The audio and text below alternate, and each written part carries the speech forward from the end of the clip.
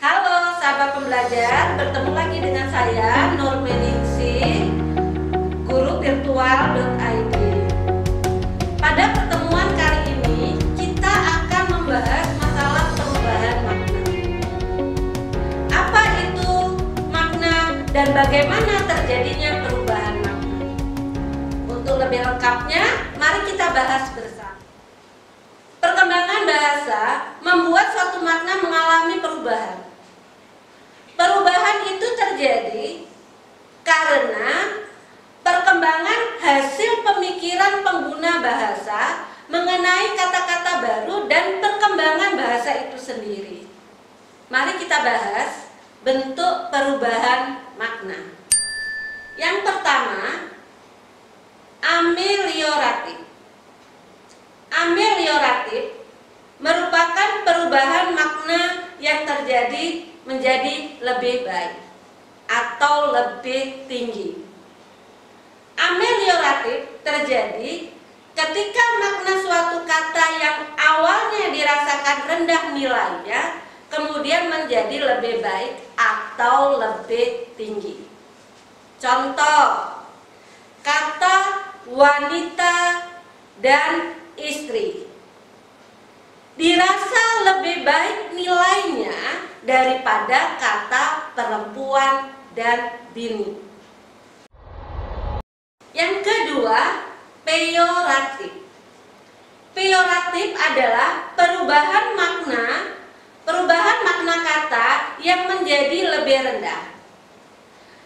Peyoratif terjadi ketika suatu kata yang awalnya memiliki makna nilai yang baik menjadi lebih rendah atau tidak baik.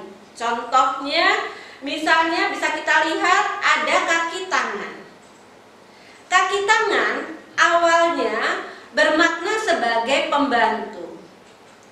Tetapi setelah mengalami perubahan, maka kata kaki tangan bermakna menjadi lebih tidak baik atau rendah. Kaki tangan di sini maksudnya adalah mata-mata musuh atau kaki tangan penjahat. Ketiga, makna meluas. Makna yang meluas terjadi ketika suatu kata yang semula maknanya dan penggunaannya terbatas mengalami perubahan sehingga makna dan penggunaan kata tersebut menjadi luas cakupannya. Contoh, ada kata saudara, kakak, dan adik. Pada awalnya, kata itu digunakan terbatas hanya untuk orang-orang yang memiliki hubungan darah atau keluarga. Tetapi makna kata ini meluas sehingga bisa juga digunakan sebagai kata ganti atau kata sapaan yang tidak diperuntukkan sebagai bagian dari keluarga yang memiliki hubungan darah.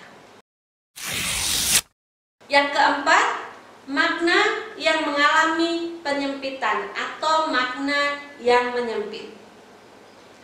Makna yang menyempit terjadi ketika suatu kata yang awalnya digunakan dan bermakna luas kemudian mengalami pembatasan atau penyempitan makna. Makna kaya menyempit inilah kebalikan dari makna meluas. Contoh, kata sarjana.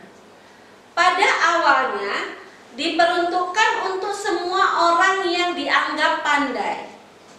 Tetapi kata ini mengalami penyempitan makna sehingga sekarang hanya digunakan untuk menyebut para lulusan perguruan tinggi. Yang kelima, sinestesia. Sinestesia adalah perubahan makna yang terjadi karena adanya pertukaran tanggapan dua indera. Misalnya, suatu kata yang maknanya ditujukan untuk indera penglihatan menjadi ditunjukkan untuk indera perasa.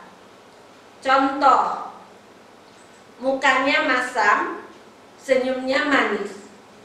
Kedua kata tersebut, kata masam dan kata manis, seharusnya untuk menyatakan indera perasa, tetapi mengalami pergeseran makna digunakan untuk indera penglihatan. Keenam, makna asosiasi. Asosiasi adalah hubungan makna asli dengan makna baru yang terjadi karena adanya perubahan lingkungan pemakai kata. Contoh kata catut. Kata catut ini memiliki makna alat pencabut paku. Namun ketika kita berada di stasiun, makna kata catut itu akan berubah menjadi orang yang menjual tiket dengan harga tinggi. Secara sederhana dapat dikatakan bahwa makna asosiasi terjadi berdasarkan lokasi pemakaian katanya karena terjadi perubahan nilai secara sesaat berdasarkan lingkungan. Setelah kita bahas mengenai bentuk perubahan makna, maka yang selanjutnya adalah penyebab terjadinya perubahan makna. Inilah penyebab perubahan makna. Yang pertama, karena waktu. Berdasarkan waktu ada perkembangan dan perubahan.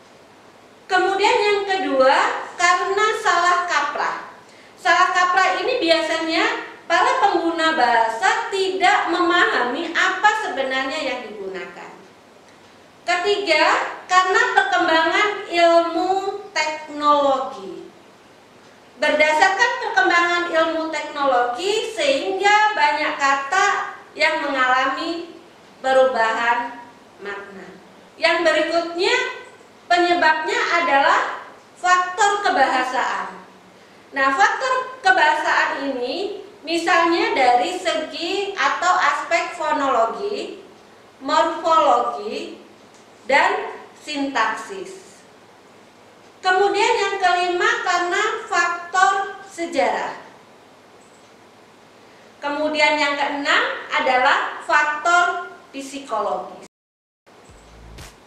Baik sahabat pembelajar, demikianlah materi kita pada hari ini mengenai perubahan makna.